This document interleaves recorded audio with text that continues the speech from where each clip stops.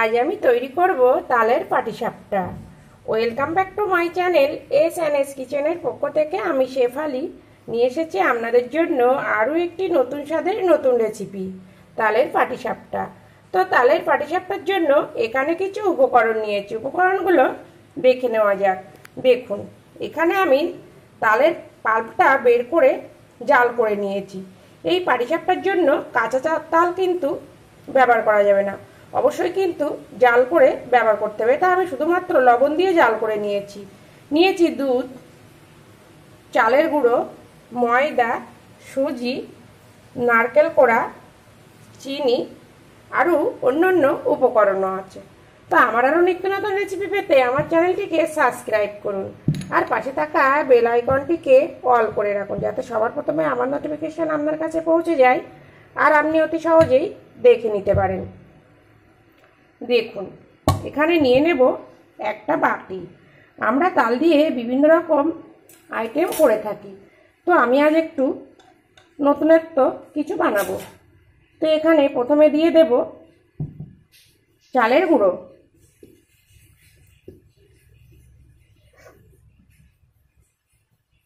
এখানে আমি 100 গ্রাম মতো চালের গুঁড়ো, 50 গ্রাম সুজি আর 100 গ্রাম ময়দা,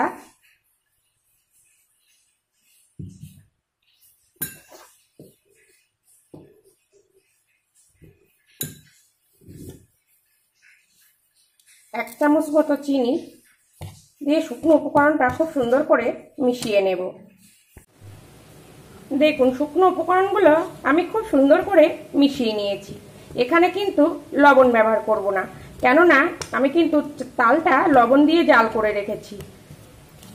তো খুব সুন্দর করে মিশিয়ে নিয়েছি। সামনে জন্মদিন আসছে, তো আপনারা গোপালকেই তো ভোগ দেবেন বিভিন্ন রকম।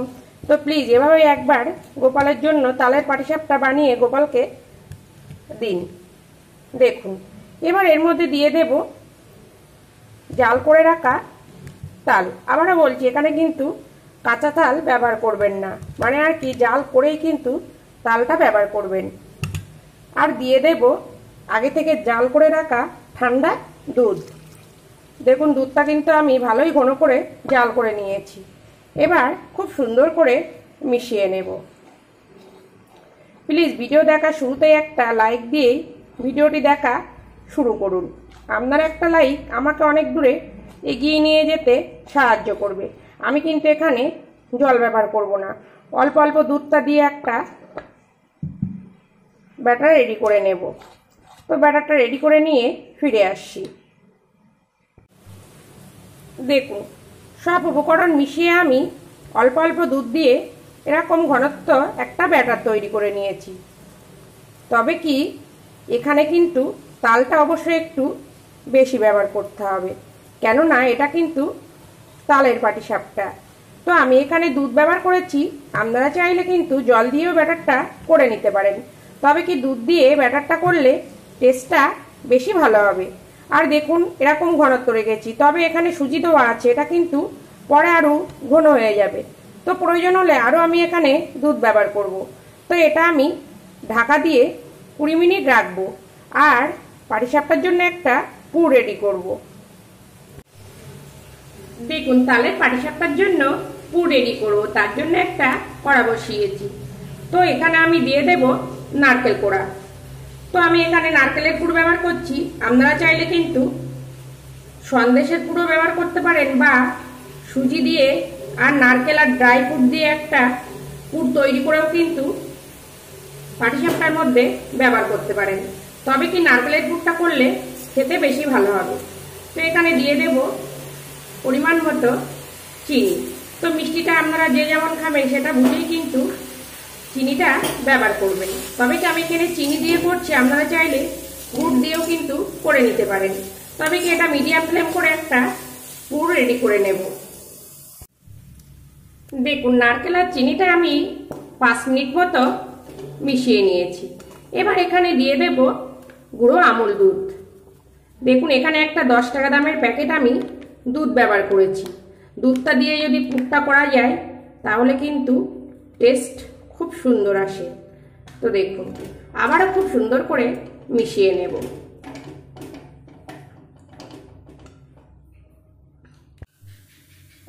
দেখুন নারকেলের পুরটা আমার রেডি হয়ে গেছে। খুব বেশি কিন্তু কড়া করব না, তাহলে পুরটা শক্ত হয়ে যাবে। একটু নরম নরম থাকবে, সেই অবস্থাতেই কিন্তু গ্যাসটা বন্ধ করে দেব। তো গ্যাসটা আমি বন্ধ করে দিলাম। দেখুন 20 মিনিট পরে আমি ফিরে এসেছি, আর ব্যাটারটা দেখুন এরকম ঘনত্ব হয়েছে। তো এখানে আর আমি কোনো দুধ ব্যবহার করব না, এরকম ঘনত্ব রেখেই পাটিসাপটাটা তৈরি করব।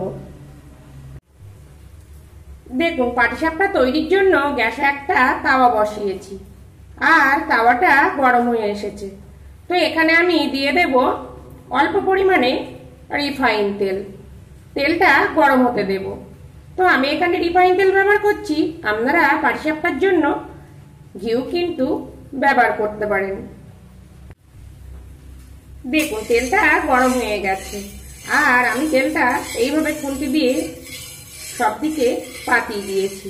অবশ্যই কিন্তু তাওয়াটা খুব ভালো করে গরম করতে হবে, তা না হলে কিন্তু তলায় ধরা লেগে যাবে। তো এবার আমি যে ব্যাটারটা রেডি করে রেখেছি এক হাতার মাপ করে দিয়ে দেব, দিয়ে এইভাবে গোল করে পাতিয়ে দেব। গ্যাসের জোরটা কিন্তু অবশ্যই লোতে রাখতে হবে।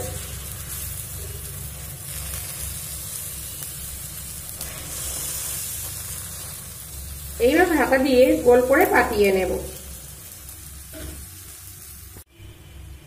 দেখুন ব্যাটারটা দেওয়ার পরে আমি লো ফ্লেমে ঠিক 3 মিনিট ছেঁকে নিয়েছি।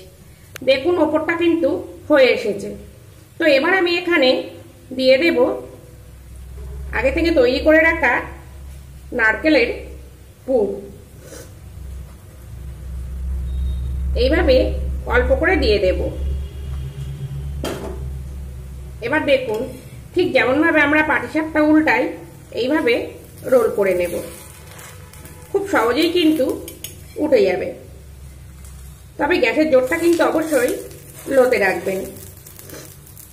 আর একটা কথা, এখানে আমি যেহেতু মিষ্টি করে নারকেল পুর করেছি তার জন্য কিন্তু তালের ব্যাটারে অল্প মিষ্টি দিয়েছি। আপনারা যদি পুরটা একটু মিষ্টি কম রাখেন সেক্ষেত্রে কিন্তু ব্যাটারের মধ্যে একটু বেশি চিনি দেবেন। দেখুন এইভাবে উল্টে পাল্টে ভেজে নেব, আর একইভাবে বাকি তালের পাটিসাপটাগুলো করে নেব। দেখতে দেখুন কত সুন্দর হয়েছে, খেতেও কিন্তু ততটাই সুন্দর। এবার আমি তুলে নেব। দেখুন জন্মাষ্টমী স্পেশাল তালের পাটিসাপটা আমি সব রেডি করে নিয়েছি, আর দেখতে দেখুন কত সুন্দর হয়েছে, খেতেও কিন্তু ততটাই সুন্দর। তো আপনারা জন্মাষ্টমীতে এই তালের পাটিসাপটা তৈরি করুন, আর গোপালকে দিন, আর সবাইকে পরিবেশন করুন। আশা করছি খুবই ভালো লাগবে।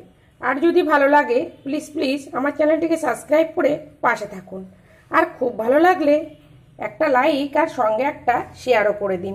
দেখুন এই পাটিসাপটা কিন্তু খুব একটা শক্ত হবে না, এটা কিন্তু নরম হবে। দেখুন কত সুন্দর হয়েছে। তো আবার ফিরে আসবো নতুন কোনো রেসিপি নিয়ে। সবাই ভালো থাকুন, সবাই সুস্থ থাকুন।